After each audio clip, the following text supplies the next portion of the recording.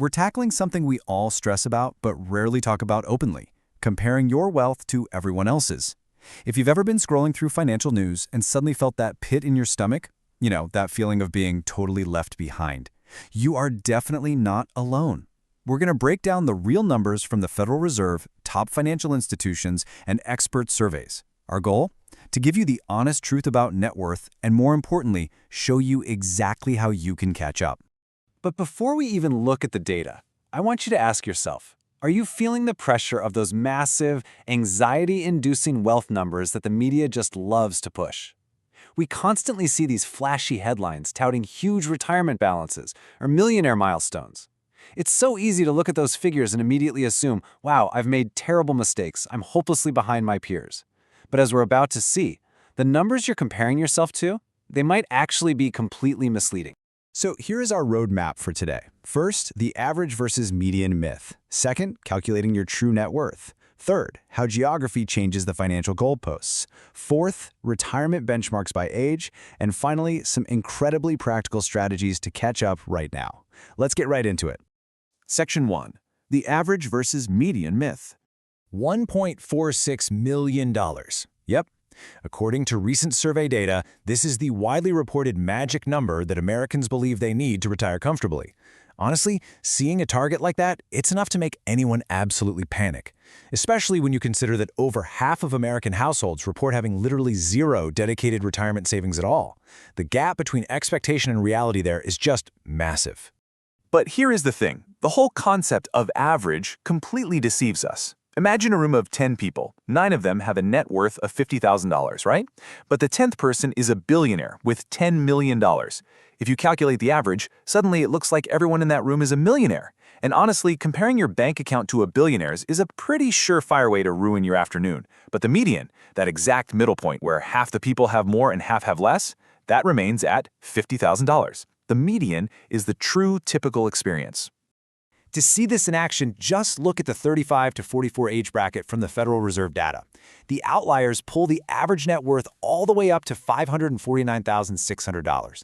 But the median, the actual middle of the pack for 35 to 44-year-olds, it sits at a much more realistic $135,600. See, suddenly that benchmark feels a whole lot more attainable. Section 2. Calculating your true net worth. Before we get into more benchmarks, we've got to make sure we're actually calculating this right. The formula is beautifully simple, but it gets misunderstood all the time. Net worth is just your total assets minus your total liabilities. You just take everything you own, your cash savings, your 401k, investments, the current market value of your home or your car, and you add it all up.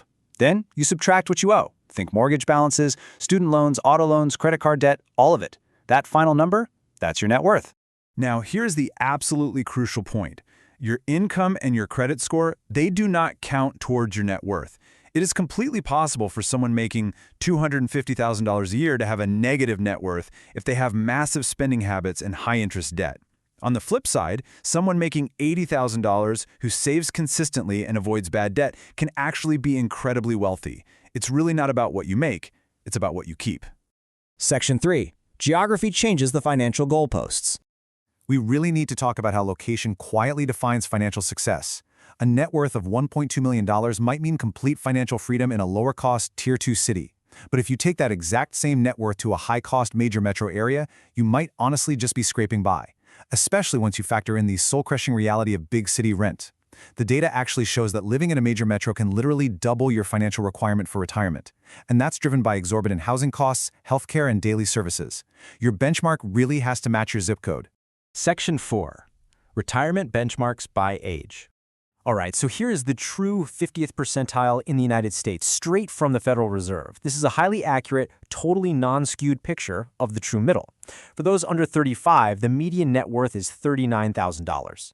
In your mid-30s to mid-40s, it's $135,600. From 45 to 54, it climbs to $247,200.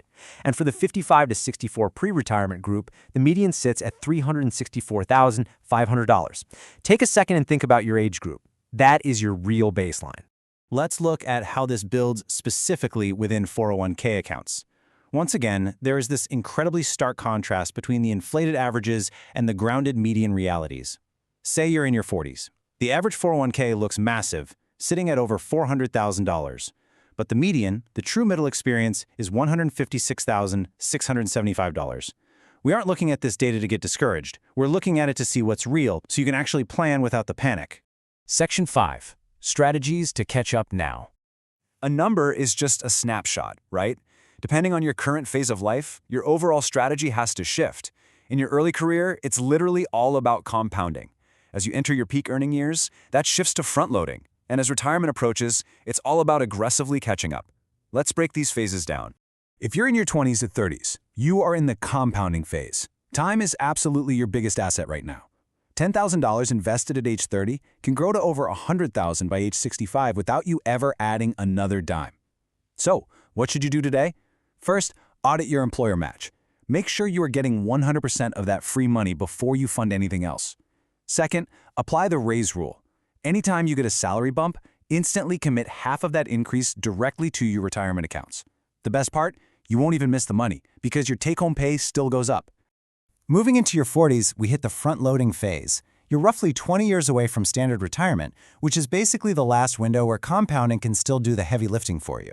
If your cash flow allows it, you want to front-load your investments. Try to hit the annual contribution limit, which is $24,500 for 2026, as early in the year as possible, like March or April. This actually squeezes out extra months of market growth. Your goal here is to hit a 15-year coasting point by age 50. That's where your balance is large enough that it could grow to your target even if you scale back contributions later. Hitting 50 officially unlocks the catch-up phase. The IRS literally changes the rules for you here, allowing an extra $8,000 in catch-up contributions to your 401k. This is the perfect time to maximize those tax-advantage buckets. It is also an amazing time to consider early downsizing. If the kids have moved out, moving to a smaller home and funneling those saved property taxes and maintenance costs straight into your nest egg, that can bridge a massive wealth gap in a single decade. Finally, for those in their 60s, you enter the super catch-up phase. Under new rules, your early 60s unlock a massive $11,250 super catch-up contribution window. Plus, this is exactly when your strategy around Social Security becomes absolutely paramount. Delaying your Social Security benefits past your full retirement age guarantees an unbeatable 8% annual return on your benefits up to age 70. That is a guaranteed, risk-free boost to your lifelong retirement income. I want to leave you with this really powerful thought from the data we've reviewed today. The biggest threat to your retirement is inaction. Regardless of where you fall in the percentile rankings today, whether you're way ahead of the median or feeling like you're lagging behind it, taking immediate, deliberate action is literally the only way to secure your financial future. The absolute worst thing you can do is look at the numbers and just freeze. So here is the question I want you to walk away with today. Your net worth right now is just a single snapshot in time. But what is your trend? Instead of obsessing over whether you perfectly match the median for your age group, start tracking your progress month by month. Look at your own personal trajectory. Ask yourself right now, what is one small change you can make today to guarantee that tomorrow's number is higher than today's? Thank you so much for joining me in this explainer, and I absolutely cannot wait to see you tackle your financial goals.